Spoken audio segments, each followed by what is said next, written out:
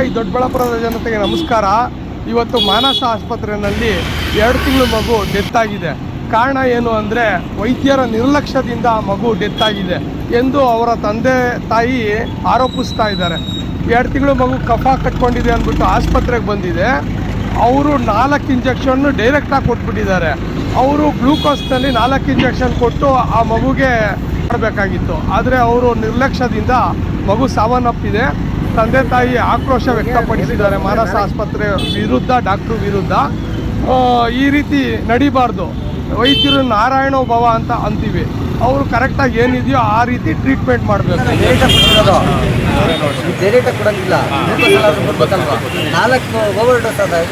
ಮಗುಗೆ ಡೈರೆಕ್ಟಾಗಿ ಇಂಜೆಕ್ಟ್ ಮಾಡೋಂಗಿಲ್ಲ. ಅವರು ಇದರಿಂದ ಟಿಪ್ಸಿಂದಲೇ ಬರಬೇಕು. ಅವರು ಡೈರೆಕ್ಟಾಗಿ ಅಟ್ ಎ ಟೈಮ್ ಅದೆಲ್ಲ ಇತ್ತಲ್ಲ ಬಂದಿರಲ್ಲ.